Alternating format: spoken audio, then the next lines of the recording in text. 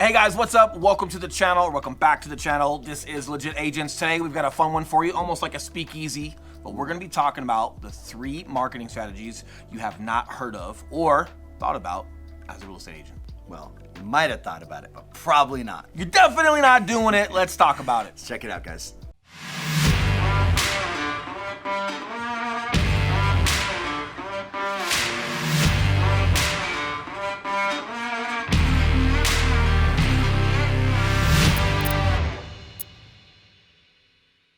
What's up, guys? We are the Legit Agents. I'm Schmidt. This is my business partner, Will Grimes. If it's your first time checking our channel out, welcome. Make sure you hit that subscribe button while you're here, along with the notification bell, so you get reminded every Tuesday and Thursday morning when we're dropping a new video covering everything there is to know about what it takes to succeed as a modern-day real estate agent. 100%. And we are licensed brokers, and yes, we are looking at teaming up with other agents across the country and helping them build their brand and their business. So if that's for you, that number popping up below, we are the guys who answer the phone calls and the text messages. We're also the guys who answer the emails. So if you got questions, please reach out. We'd be happy to help you guys. But with that being said, we're going to dive right into it and talk about the 3 main marketing strategies that we do. Excuse me.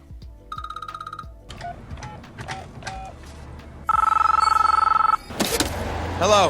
Who's there? I'm talking. Hello. Back at it. We are going to be talking about the 3 strategies that are very rarely used, if at all. And yes, speaking from being practitioners ourselves, yes, these work for us. These are awesome. So let's get right into it. Number 1 is going to be private Facebook groups. Private Facebook groups. Private Facebook groups. So, and it's a little bit different than you might think. Like, yes, we have a private Facebook group for legit agents. Yes, that just grows organically. It's all word of mouth, either through this channel or through agents that are on that private Facebook group. We don't market it. We don't do anything with it. So it grows organically. All good. We have a lot of fun in there. But we also do that for our clients. So all of our past clients get put into a private Facebook group. So as they start approaching like that appraisal and clear to close area, they get the invite. They start going into that group, and it's been phenomenal. And guys, especially with our YouTube channel, right?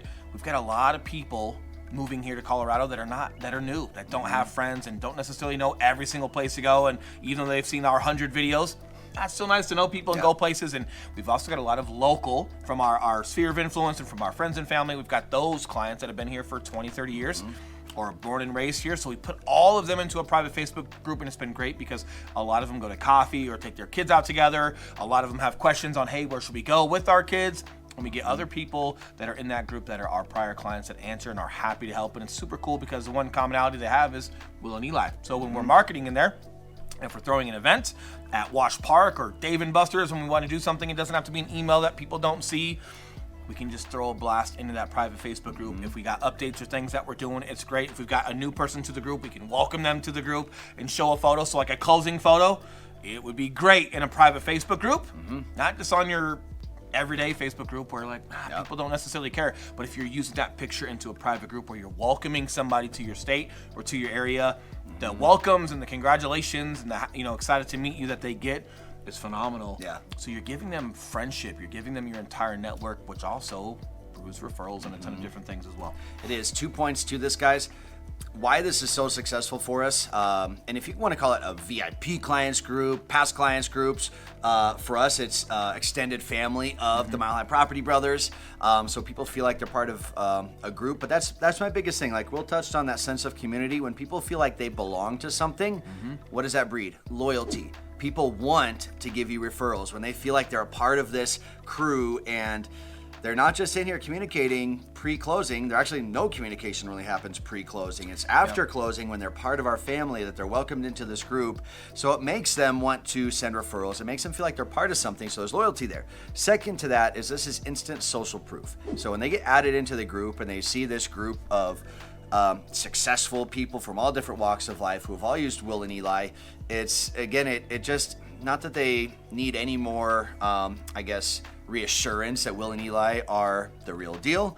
But again, they get in there and it's like, if anything, it just stamps their decision to use us, which breeds further referrals from the future. Correct. And going one step further, it gives you an opportunity to friend request them so they can follow your page as well, right? So you can see their birthdays and then you can also see their page and go into that private Facebook group. So when you're on the pooper or you're at home and you're playing on your news feed on Facebook, we all do it. Hey, cool. Go into your private Facebook group and look at that list and just randomly click on people and see what they're up to, because it gives you an opportunity to make sure that you're tapping into your prior clients and interacting with what they're doing. Maybe they just had a baby, maybe they just bought a puppy, maybe it's someone's birthday, but you'll go in there and you'll see that on a regular basis, and it gives you that opportunity to not only give a shout out to the group, right, for them, but also gives you an opportunity to just send a gift out for someone's birthday, or someone just had a baby, you want to send them a basket, but it comes out so much more organic, and it's just a great platform. So if you guys are not using Facebook at scale behind the scenes with private groups, you're missing out. Definitely by far the number one beneficial thing you should be doing, that most, if not any, are doing it all.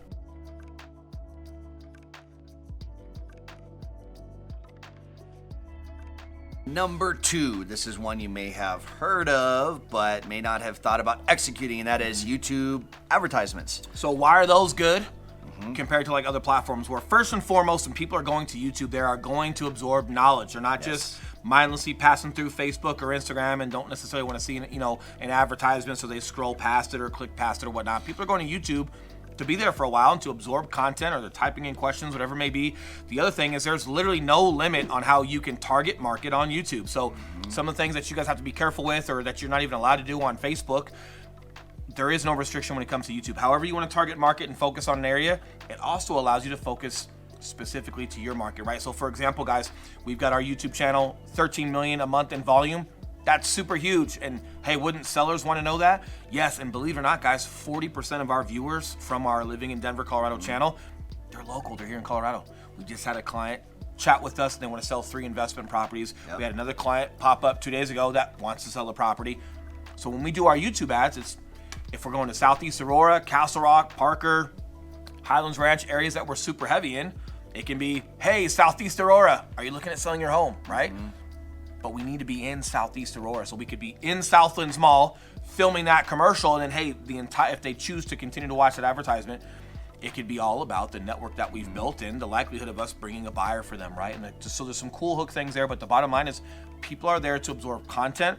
So the watch rate of advertisement on YouTube versus like Facebook and other platforms, astonishing, super cool, and you can get super dialed in, which means if you don't have a lot of money that you can allot for like your marketing or for your ad campaigns, believe it or not, bang for buck, if you do it right on YouTube, can be extraordinarily beneficial for yourself. Yeah, think of it this way, guys. First of all, YouTube ads are super, super cheap, especially compared to Facebook, which is getting crazy, and you can't dial that in like you used to be able to.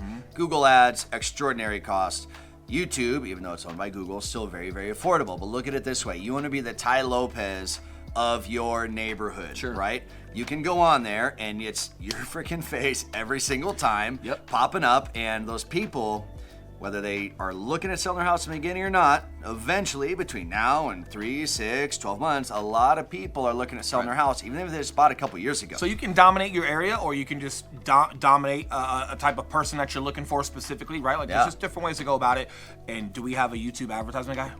Yeah, of course. And we're looking at partnering with agents, right? Helping you build your brand and your business. Right. So if that's for you, like, yes, that's why we shoot these videos in the first place, is to not only allow you guys to absorb some content and go out and execute on your own, we're also opening up our network for you guys. And if you want to join and build your brand and build your business, like, hey, great, we've got a lot of resources that are tried and true and tested that could be helping you as we speak. Nice.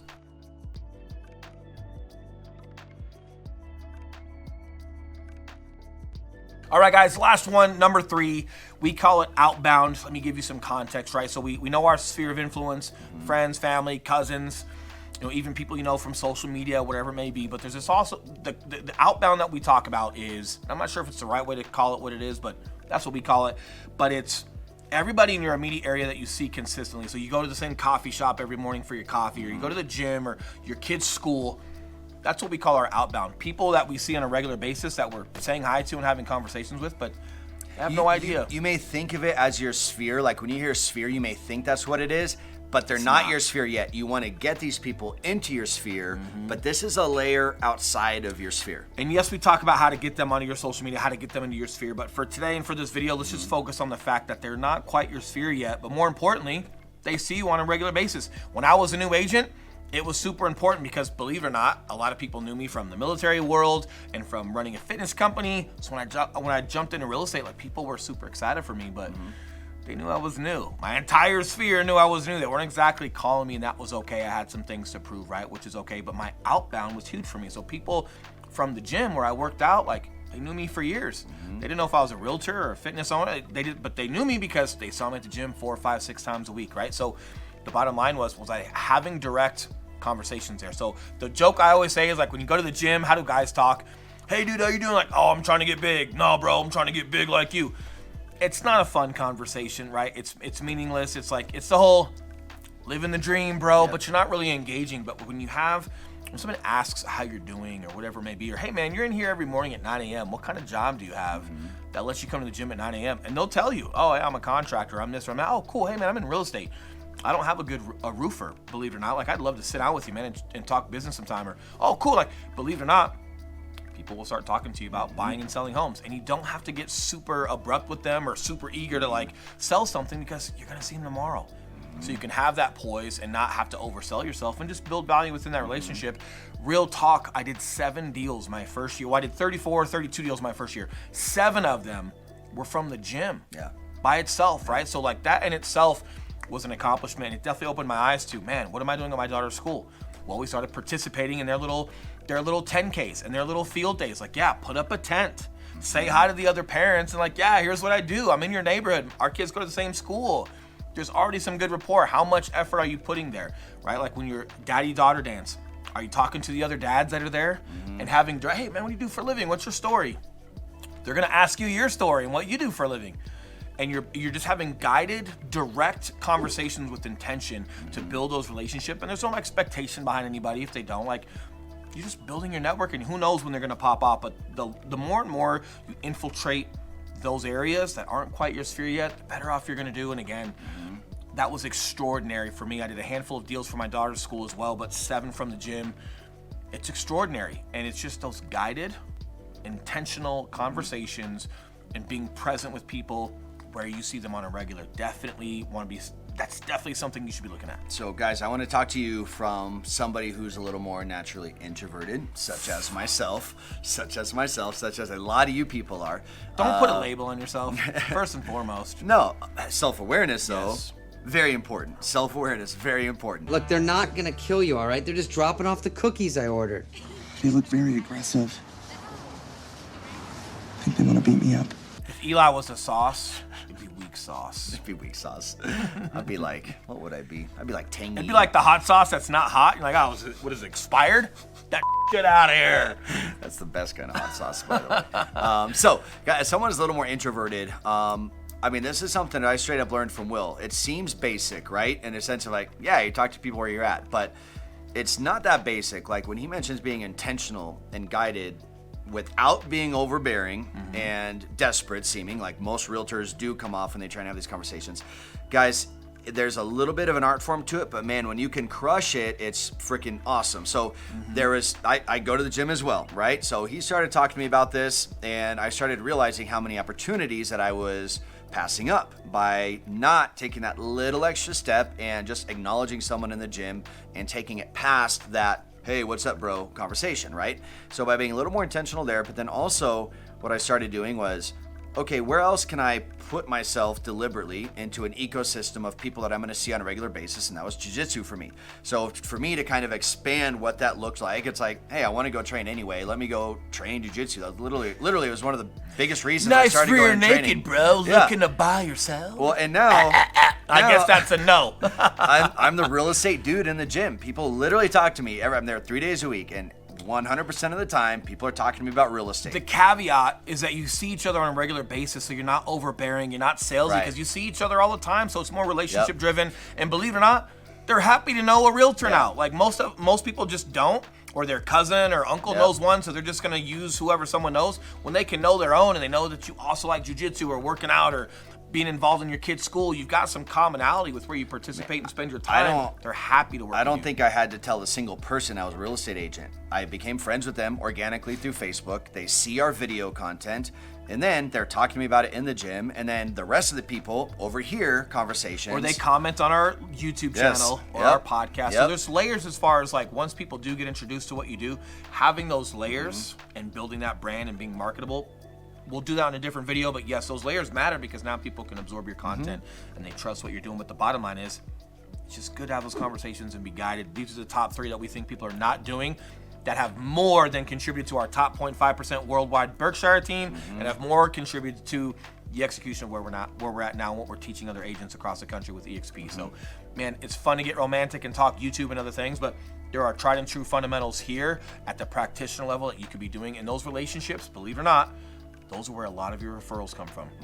We average 2 to 3 closed referrals from our close network like this, right? So, man, it's super important to really dive deep in that and just care and do the best that you can and be a professional. But when you're in those areas, that outbound area, man, I cannot express enough how much it contributes to the follow-up and to the referrals, right? So food for thought, definitely something you guys should be executed on.